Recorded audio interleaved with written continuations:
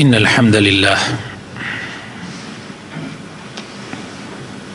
نحمده ونستعينه ونستغفره ونستهديه ونعوذ بالله من شرور أنفسنا ومن سيئات أعمالنا من يهده الله فلا مضل له ومن يضلل فلا هادي له وأشهد أن لا إله إلا الله وحده لا شريك له وأشهد أن محمدًا عبده ورسوله يا أيها الذين آمنوا اتقوا الله حق تقاته ولا تموتن إلا وأنتم مسلمون أما بعد بەڕاستی باشترین کەلامی خوای پەروەردگارە کە لە قورئانی پیرۆزە ئەی فەرمێ و باشترین ڕێبازی محەممەدی مختارە صلی الله عليه وسلم و خراپترین ڕێگا و ڕێچکان ئەو ڕێگا و ڕێچکانانەیە کە پێچەوانەی ڕێبازی پێغەمبەرە صلی الله عليه وسلم لادانە لە ڕێگا ڕاستەکەی پێغەمبەری خۆشەویستمان صلی الله عليه وسلم هەر لادانێک هەر پێچەوانە بوونێک بۆ ئەو ڕێبازە مبارەکە قوربەسەری و نەکبەتی لە دوایە مرۆڤایەتی بەدبەختەکە خاوەنی ئەو ڕێبازانەش بۆ شوێن کەوتوەکانیشیان خوا پەنامان بدا لە ئاگری جەهەنەمان. موسڵمانە بەڕێزەکان خوشک و برا ئازیزەکان، درۆ سیفاتێکی زۆر ناشرینە، ئەخلاقێکی زۆر بەدە، بەڵگەیە لەسەر لاربوونەوەی فیترەتی ئەو کەسانەی کە هەڵگری ئەو ئەخلاقە ناشرینەن. درۆ یەکێکە لە گوناحە هەرە گەورەکان و یەکێکە لەو گوناحانەی کە موسڵمانان هەموو متتەفیقن لەسەر ناشرینبوونی ئەو سیفەتە، بەڵکو ئاینە ئاسمانیەکان هەموو لەسەر ئەوە کۆکن. قورئان و سنەت زۆر بە ناشرینی باسی ئەو سیفەتەیان کردووە، سیفەتی درۆ. پێغەمبەری خۆشەویستمان صلی الله عليه وسلم لە حەدیثی صحیحە داوامان لێ ئەکا کە دەست بگرین بە ڕاستگۆییەوە،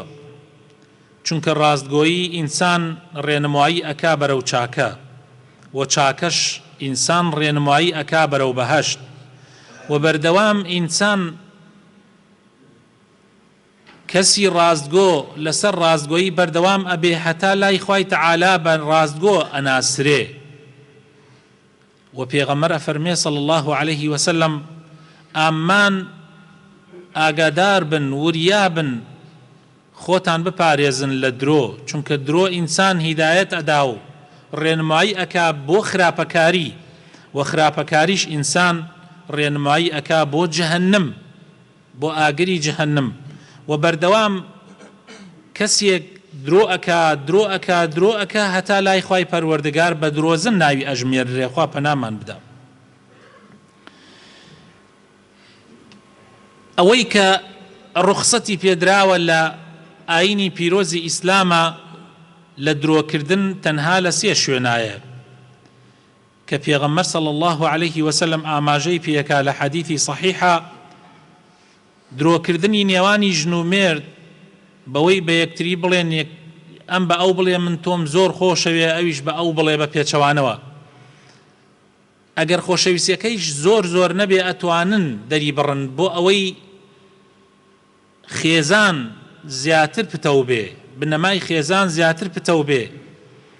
ئەو خۆشەویستیە ئەبێتە مایەی ئەوەی هەوێنێک کە بۆ بەردەوامبوونی کۆمەڵگای مرۆڤایەتی. لە کاتی جەنگا بەرامبەر بە دوژمن، کاتێ دوژمن بەرامبەرت ئەوەسێتەوە، تۆ ئەتوانی فێڵ بەکاربێنی و درۆژ بکەی بۆ ئەوەی دوژمن ببەزێنی، نەک لە پەیمان شکاندنە، یعنی پەیمان بشکێنی درۆ بکەی پەیمان بدەیت و بیشکێنی نا لە کاتی شەڕە لە کاتی شەڕە یعنی ڕێگایەلێک بگریتە بەربار ڕێگاکانیش درۆ بێ بۆ ئەوەی بتوانی دوژمن شکست پێبێنی و هەروەها بۆ چاکردنی نێوانی خەڵکیش بۆ چاکردنی نێوانی خەڵکیش جگە لەو حاڵەتە لەیان لەو حاڵەتانە لەو سێ حاڵەتە بە هیچ شێوازێک درۆ دروست نییە و درۆ یەکێکە لە گەورەترین تاوانەکان و خەتەرێکی زۆر گەورەیە لەسەر تاکی ئینسانەکان و لەسەر کۆمەڵگای مرۆڤایەتی لە هەموو درۆیەک خەتەرتریش درۆیەکە بە دەمی خواوە بیکەی یعنی درۆکردن بە دەمی خواوە درۆ خۆی بۆ خۆی سیفەتێکی زۆر ناشرینە بەس بە دەمی خواوە درۆ بکەی بە ناوی قورئانەوە بە ناوی خواوە درۆ بکەی ئەوەندەی ترە خەتەرە خوا پەنامان بدە خوای تەعالا لە قورئانی پیرۆزە لە سورەتی زومەڕە ئایەتی 60 ئەفەرمێ ويوم القيامة ترى الذين كذبوا على الله وجوههم مسودة خوا پەنامان بدە لە ڕۆژی قیامەتە ئەوانەی کە درۆیان بەدەمی خواوە کردووە ئەیان بینی دەم چاویان ڕەش بۆتەوە و هەروەها خوای تەعالا لە سورەتی صەفە ئایەتی 7 ئەفەرمێ ومن أظلم ممن افترى على الله الكذب وهو يدعى إلى الإسلام كي هي لوستم كارتر به كدرو بدمي خواو بكا كسنية لوستم كارتر به لچندين آياتي تريشا خواهي تعالى آما جبوا أكا أجر هندي درو هي بدمي خواو بيكي لوانية لإسلام دردكا كافرتكا بون منا بڵێ خوا کوڕی هەیە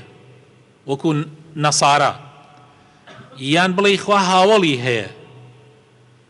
یا خوا پەنامان بدە سیفەتێکی ناشرین بدەیتە پاڵ خوای پەروەردگار زانایانمان فەرموویانە ئەگەر کەسێ یەک وشە زیاد بخاتە سەر قورئان یان ئاەتێک لە ئاەتەکانی قورئانی یەک وشە یەک بگرە یەک پیتیش بخاتە سەری بەعەمدەن كافر به يك بيت بس بعمدن نقبل نزانينوا لدمي درشي بعمدن خوا پنامام دا كافر أبي دي اگر كسانيك من قوم لخلقانيك بوا وتويتي خوا پنامام دا لكاتيكا يعني اي ويست يعني لناو او كوملا خلقي كدانشتبون اي ويست خوا ناشرين بكا لبرچاويان وادعاء كردايتي بكا ايوت خوا لقرآن وتويتي إنا لعنا الأكراد يمقين معناها لكرد احتر منش في مدوتم أملك فيها لشي آياتي قرآن طبعا وكاتا من ملا نبو ني أزاني منش لقرآن شار زايم هي دمي شوية كاوتي لقرآن وتم قرآن كم بو هنا وتم دريك أجر آياتي واهبه معنى رواية وقصة كانت راسة بس درو مكة چونکە درۆکردن زۆر عیبێکی گەورەیە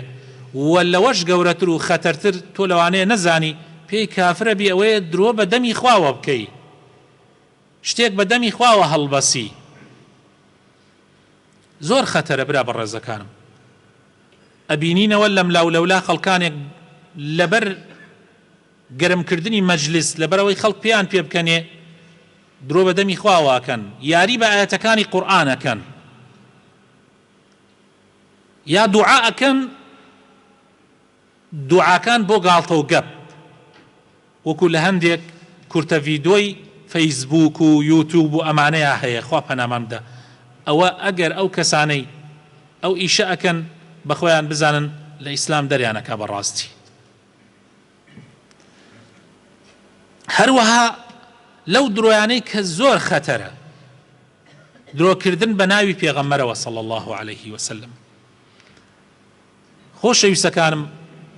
بۆ درۆکردن بە ناوی خوا و بە ناوی پێغەمبەرەوە زۆر خەتەرە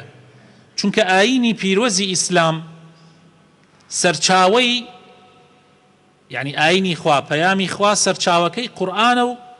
سەرچاوە سەرەکیەکەی قورئانە و سونەتەکانی پێغەمبەرە صلی الله عليه وسلم، حەدیثەکانی پێغەمبەرە صلی الله عليه وسلم. ئەوە سەرچاوە سەرەکیەکەیە. لەوەشەوە ئیجماع و قیاس و سەرچاوەکانی تر سەر هەڵەدەن، یعنی لەوەوە هەڵەگوازرێن لە قورئان و سونەتەوە. کەوابوو ئەسڵ قورئان و سونەتە. خوا پەنامان بدا ئەگەر درۆیەک بکرێ بە ناوی خواوە یا بە ناوی پێغەمبەرەوە صلی الله عليه وسلم، نەتیجەکەی زۆر خراپ دەرەچێ. دین ئەگۆڕێ، سەرگەردانی ڕوئەدا. لەبەر ئەوە درۆکردن بە ناوی پێغەمبەرەوە صلی الله عليه وسلم وەک ئەو وایە درۆت بە ناوی خواوە کردبێ، چونکە خوای تەعالی لە قورئانە ئەفەرمێ وما ينطق عن الهوى إن هو إلا وحي يوحى. لە سوورەتی نەجم خوای تەعالی ئەفەرمێ پێغەمبەر صلی الله عليه وسلم لە خۆیەوە قسە ناکا، بەڵکو وحیەکی خواییە، یعنی پێغەمبەر صلی الله عليه وسلم فەرمایشتەکانی لەلایەن خواوەیە، حەدیثەکانی پێغەمبەر لەلایەنی خواوەیە. تۆ لە خۆتۆ بۆت نییە بە ناوی پێغەمبەرەوە قسە بکەی، چونکە بە ناوی پێغەمبەرەوە کە وایە وتوێتت خوا وتوێتی. هەر لەبەر ئەوە پێغەمبەری خوا فەرمووی لە حەدیثی صحیحە کە حەدیثێکە لە هەموو حەدیثەکانی تر متەواترترە و صحیحترە، هیچ حەدیثێک نەگەیشتۆتە پلەی ئەم حەدیثانەی کە ئێستا عەرزتانیەکەم. پێغەمبەرە فەرمێ صلی الله عليه وسلم إن كذبا علي ليس ككذب على أحد. درۆ کردن بەدامی منەوە پێغەمبەرە فەرمێ صلی الله عليه وسلم وەکو ئەوە نییە درۆ بەدەمی خەڵکی ترۆ بکەی. درۆ بەدەمی خەڵکی ترەوە لەوانەیە تاوانێکی گەورە بێ، کەبائیر بێ، بەڵام درۆ بەدەمی پێغەمبەرەوە صلی الله عليه وسلم فمن كذب علي متعمدا، هەر کەسێ بە عەمدی درۆ بەدەم پێغەمبەرەوە بکە فليتبوأ مقعده من النار، با شوێنی خۆی لە ئاگری جەهەنم خۆش بکە، شوێنی خۆی ئامادە بکە. لە حەدیثی ترە هاتووە پێغەمبەرە فەرمێ صلی الله عليه وسلم لا تكذبوا علي، درۆ بەدەمی منەوە مەکەن، فإنه من يكذب علي يلج النار، هەر کێ درۆ بەدەم منەوە بکە ئەخرێتە ئاگری جەهەنمەوە. لە حەدیثی ترە ئەمانە هەمووی ئەم حەدیثانە ڕیوایاتی یەکترین و لە ئەحادیثە متەواترەکانن. من يقل پێغەمبەر ئەفەرمێ صلی الله عليه وسلم علي ما لم أقل فليتبوأ مقعده من النار، کێ قسەیەک بە ناوی منەوە بکە کە من نەموتی بێ با شوێنێک بۆ خۆی لە جەهەنەما ئامادە بکە. لە حەدیثە هاتووە پێغەمبەر ئەفەرمێ صلی الله عليه وسلم گەورەترین درۆ و تاوان سیانە. یەکەمیان ئەوەیە کە ئینسان باوکی خۆی بناسێ بەڵام ناوی خۆی بگۆڕێ بە ناوی باوکێکی ترەوە، یعنی خۆی کوڕی پیاوێکە بەڵام ناوەکەی خۆی ئەگۆڕێ و خۆی ئەکاتە ناو پیاوێکی ترەوە. یان ئەمە طبعاً یەکەمیان، یان خەوێکی نەبینیە بەڵام بە درۆ لە ناو خەڵکە ئەڵێ خەوم بینیوە، ئەڵێ فڵان خەوم بینیوە بە درۆ. سێیەم ئەوەیە بڵێ پێغەمبەر وایوت بەڵام پێغەمبەریش نەیوتە بێ. ئەم سێ درۆیە پێغەمبەرە فەرمێ صلی الله عليه وسلم لە خۆی گەورەتر قەت نییە.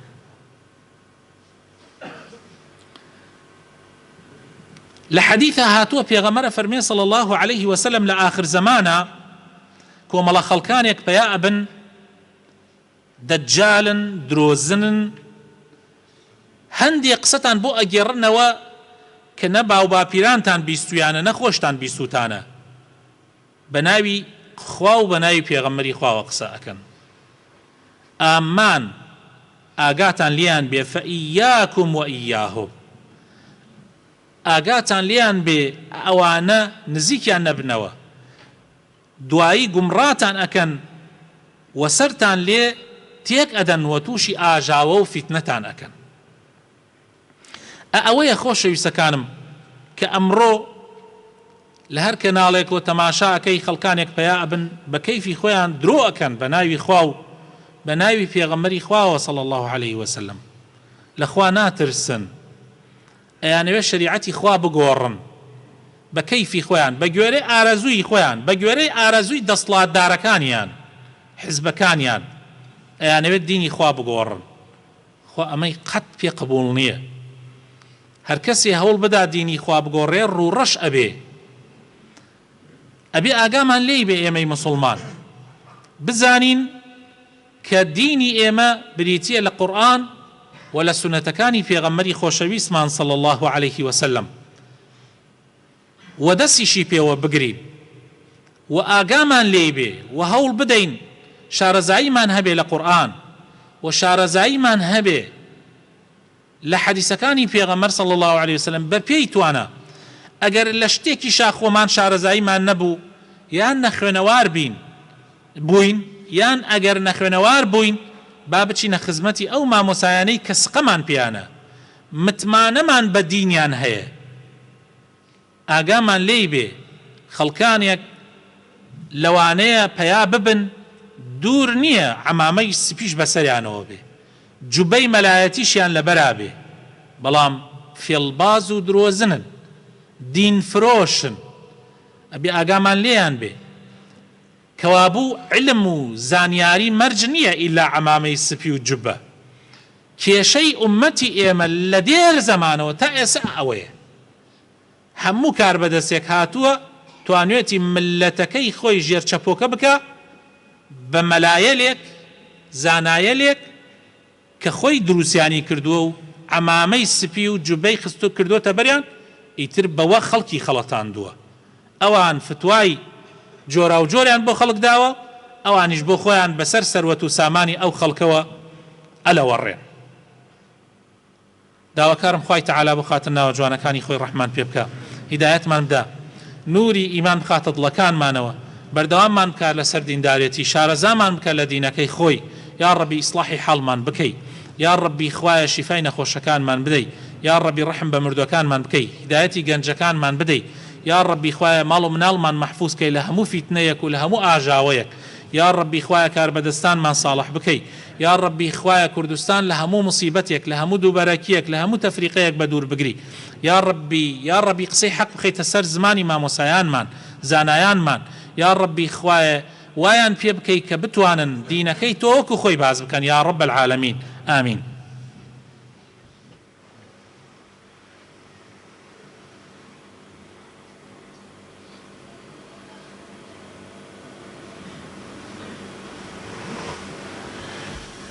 آمين آمين الحمد لله رب العالمين والصلاة والسلام على سيدنا محمد وعلى آله وصحابته أجمعين يا أيها الذين آمنوا اتقوا الله ولتنظر نفس ما قدمت لغد واتقوا الله إن الله خبير بما تعملون خوشوی سەکانم درۆکردن بە دەمی خوا و پێغەمبەری خواوە ئەبێتە مایی ئەوەی کە دووبەرەکی لە نێوانی خەڵکا دروست ببێ لە دێر زەمانەوە جوولەکە و دوژمنانی پەیامی حەق پەیامی پێغەمبەران بەردەوام هەوڵیان داوە درۆ هەڵبەسن خەڵک بخەنە گومانەوە لە قورئان بە ناوی پێغەمبەرەوە صلی الله عليه وسلم حەدیث بڵاوکەنەوە ئێستا گەر بڕۆی سەیری ئەنتەرنێت بکەی سەدەها حەدیثی درۆ و دەلەسەر لە ناو خەڵکا بڵاو بۆتەوە دەربارەی هەموو بابەتێک شتی درۆ بڵاوەکەنەوە خەڵکیش نازانێ خەڵک زۆرینەی نەزانە شارەزایی نییە زوو هەڵ ئەخەڵەتێ جا ئەو درۆیانە ئەبێتە مای ئەوەی تەفریقە دروست ببێ لە ناو خەڵکا یەکێ بەم لایە ڕایەکێ شێوەیەکێ بەو لایە اختیلاف دروست ئەبێ لە ناو خەڵکا بەهۆی ئەو حەدیسە درۆیانەوە بەهۆی ئەو قسە درۆیانەوە کە بە ناوی خوا و پێغەمبەری خواوە ئەکرێ حتا مامۆسایەکی حەق بێژێ ئەمە درۆیە هەزار کەسی نازان عەمەلی پێەکە لەبەر ئەوە خۆشەویستەکانم زۆر وریا کریاینەتەوە لە قورئانە و هەروەها لە حەدیسی پێغەمبەرا صلی الله عليه وسلم کە ئاگامان لێ بێ زوو هەڵ نەخەڵەتین خوای تەعالا لە قورئانە لە سوورەتی ئالی عیمران ئەفەرمێ ولا تكونوا كالذين تفرقوا واختلفوا من بعد ما جاءهم البينات وأولئك لهم عذاب عظيم يوم تبيض وجوه وتسود وجوه وەکو ئەو کەسانە مەبن کە دینەکەی خۆیانیان پارچە پارچە کرد اختلافیان خستە ناو دینەکەیانەوە ئەوانە سزایەکی زۆر سەختیان هەیە لە ڕۆژی قیامەتە لە ڕۆژێکە کە دەمچاوێلێک ڕەش ئەبنەوە و دەمچاوێلێکیش سپی ئەبنەوە ابن عباسی ئامۆزای پێغەمبەر صلی الله عليه وسلم فەرمووی ئەو دەم چاوانەی کە ڕەش ئەبنەوە ئەهلی بیدعەن ئەوانە لایەندا لە ڕێگا ڕاستەکەی پێغەمبەر صلی الله عليه وسلم ئەوانەشی کە دەمچاویان سپی ئەبێتەوە ئەهلی سونەن ئەوانن کە دەستیان گردە سونەتە صحیحەکانی پێغەمبەرەوە صلی الله عليه وسلم هەر لەبەر ئەوە پێغەمبەر ئەفەرمێ صلی الله عليه وسلم لە حەدیثە أما بعد فإن خير الحديث كتاب الله أفرمي پاشان مسلمانان باشترين فرمايش قرآنكي خواي پروردگار وخير الهدي يا وخير الهدى لم حديثة باشترين ريبازيش هدى محمد صلى الله عليه وسلم ريبازي في غمرة صلى الله عليه وسلم وشر الأمور محدثاتها وخرابترين شت ئەوەیە کە زیادە بخەیتە سەر دینی پێغەمبەر صلی الله عليه وسلم گۆڕانکاری بەسەر سونەتەکانی پێغەمبەرا بێنی صلی الله عليه وسلم وكل بدعة ضلالة وهەموو زیادەیەکیش هەموو لاریەکیش لە ڕێبازی پێغەمبەر صلی الله عليه وسلم ئەبێتە مای گومڕابوون لەبەرەوە خۆشەویستەکانم ئاگاتان لێی بێ هەر لە خۆتانەوەیەکی حەدیثێکی وت یەکسەر مەیەژە ئەگەر کەسی ناسقە طبعا تۆ ئەگەر لە مامۆستایەکی زۆر متمانە پێکراوە وەرتگرت ئینشاء الله ترست نییە و باسی کە بەس لە کەسانێکەوە کە نەناسراون یان زروف ناساویانێتی بە خەڵکی ئەم کەناڵە ئاسمانیانە و دەستگا مخابەراتیەکان ناسانویانێتی بە خەڵکی ئاگاتان لێ بێ وریابن هەر لە خۆ قسەیەک لەوان و یەکسەر تۆش باسی مەکە پێغەمبەر فەرمێ صلی الله عليه وسلم بەسە بۆ ئینسان کە بە درۆزن بژمێررێ هەر شتێکی بیست و باسی کە شتێک تأكيد نبي حديث في غمرة صلى الله عليه وسلم لخوتو باسي مكة كفى بالمرء كذبا أن يحدث بكل ما سمع رواه مسلم آقات ليبه هر شتێک ببیسی و یەکسەر باسی کەی وا نەزانی ئەوە دروست نییە بەڵکو بە درۆزن ئەژمێرری ئەگەر ئەو کەسە درۆ بکات تۆش یەکێکی لە درۆزنەکان